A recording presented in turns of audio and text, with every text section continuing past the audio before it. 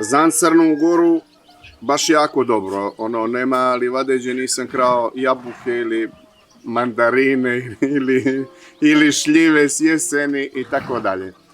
I 20 godina se bavim Ulcinjskom solanom. Ja znam prije 20 godina kad sam počeo da idem u Ulcinj, pa idem preko Ostrosa Vladimira za Ulcinj, to je bilo toliko magaradi po putu da jednostavno oni poligaju po asfaltu i vi ne možete da prođete. Vi morate da ustanete iz auta i da potjerate magarce sa ulice, jer on leži, uživa u životu i ne interesuje ga saobraćaj. Vidio sam da je magarac postao jedno od najugroženijih životinjskih vrsta u Crnoj Gori. Onda sam pošao u Mondstadt pa sam vidio tamo poljoprivredni popis iz 2010. godine i oni kažu da u Crnoj Gori ima oko 530 magaraca, mula i mazgi.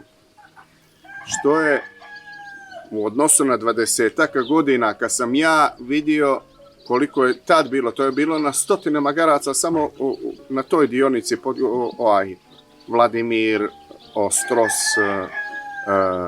Vir Pazar, vidio da je to jedna od najugroženijih životinjskih vrsta, inače i vrsta koja dosta smiruje.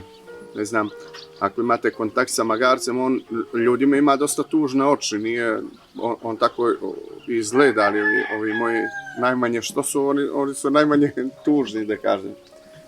I eto, odlučio sam se za to. Mislio sam da to radim kad ostaram. Znači, kad se penzionišem, da dođem iz Podgorice tu, da živim i da budem farmer, odnosno da spasim magarce od izumiranja i dio farme i azil, znači kupovao sam magarce samo da bi spriječio taj loš odnos čovjeka prema životinji, zato što se tu i magarac i konj nekako gledaju kao radne mašine, ono, da on mora da ore, da nosi i tako dalje, da to nije životinja koja je priroda stvorila da bude živa i da jede, hrani se i da nije servis čovjeku. To se vidi po posjeti farmi, recimo mi imamo skapije, ljudi koji pitaju mogu li da jaše magarca, ono, nisu ni vidjeli magarca, ali mogu li da jašu. Ne, zato što to nije životinja, tu ti treba da jašeš, nego da ostvariš kontakt, da vidiš da je to živo biće koje ga boli, kojemu si možda ti težak, koji ima krv, eto. Ja sam bio u Indiji 2 puta, gdje je milijarde i 200 miliona ljudi, od toga je milijarde i 100 miliona Hindu.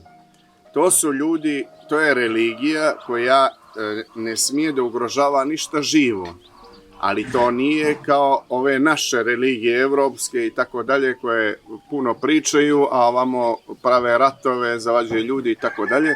Tu vidite vi kad se krećete kroz Indiju da pticu ne morate da gledate kroz dvogled. Ja sam bio tamo ornitolog. Jer ona tu dolazi, ona ne vidi od ljudi prijetnju, ikakvu. Prvo,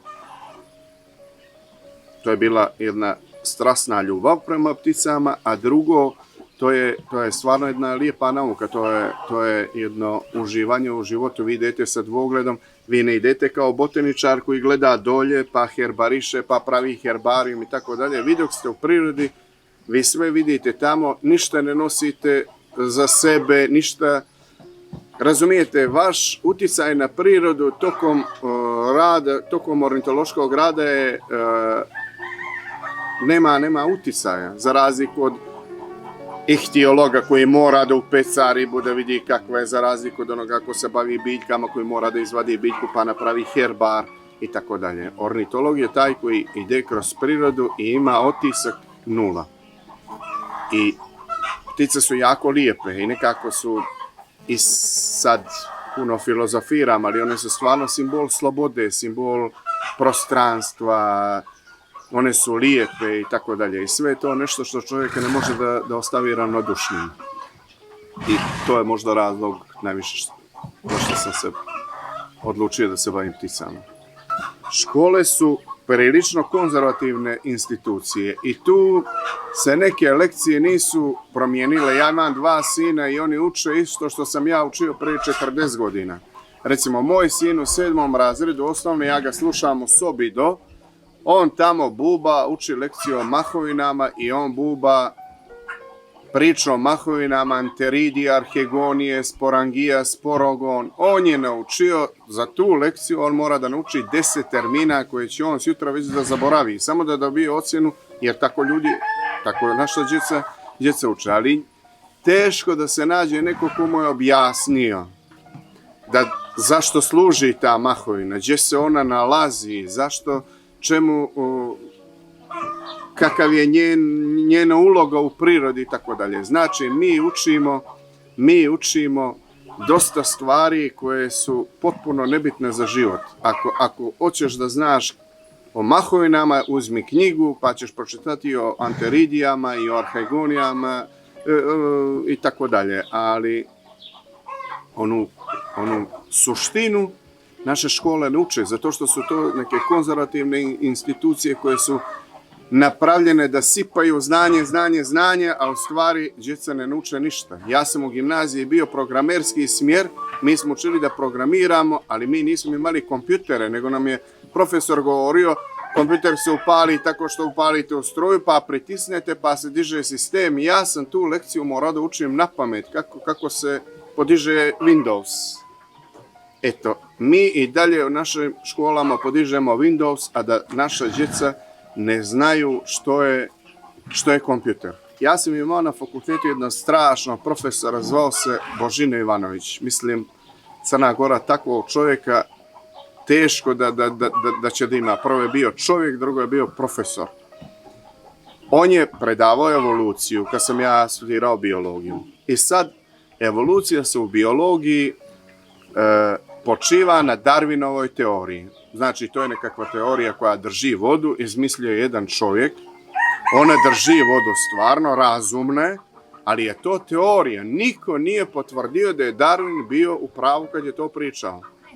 I izađemo mi na ispit i moja koleginica koja je bila Jehovin svjedok, ona kaže, profesore, ja sam naučila sve iz ove knjige, o Darwinovoj teoriji, ali ja smatram da je Bog stvorio čovjeka. I profesor, koji je biolog, koji je darvinista, u krvi mu je Darwin, on je pričao sa njom sat vremena o njenim teorijama koje ona pokupila iz Biblije i tako dalje. I na posljedku ona je dobila 10. Jednako kao neko što je nabubao Darwinovu teoriju, a možda mu nije bila jasna.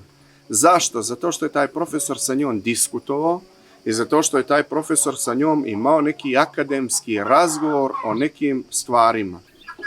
Kad se podvuče linija edukator, treba neko ko će na najjednostavniji način da približi naučne činjenice ljudima. Ja kad sam bio mali, bila je jedna serija Opstanak, pa je bio i jedan David Bellamy sa BBC-a.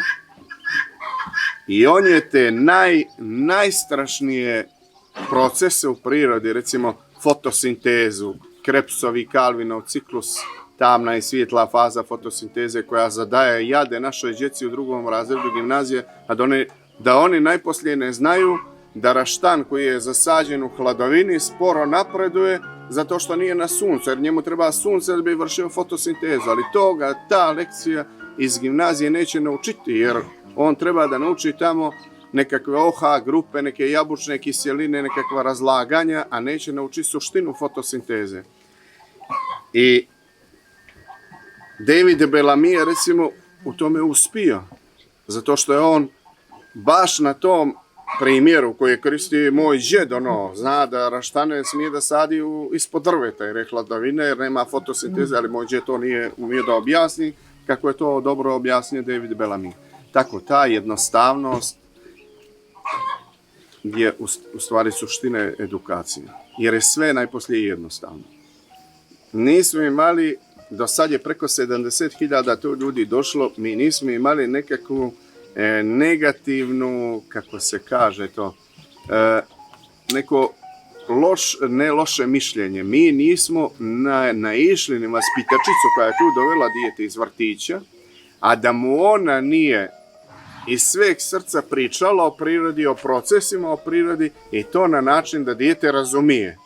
I to su bili deminutivi, magarence, cvjetić, to je bilo to je bilo bukvalno da dijete potpuno razumije zašto je ono na farmi, kako farma funkcioniše, zašto služe magarci i tako dalje.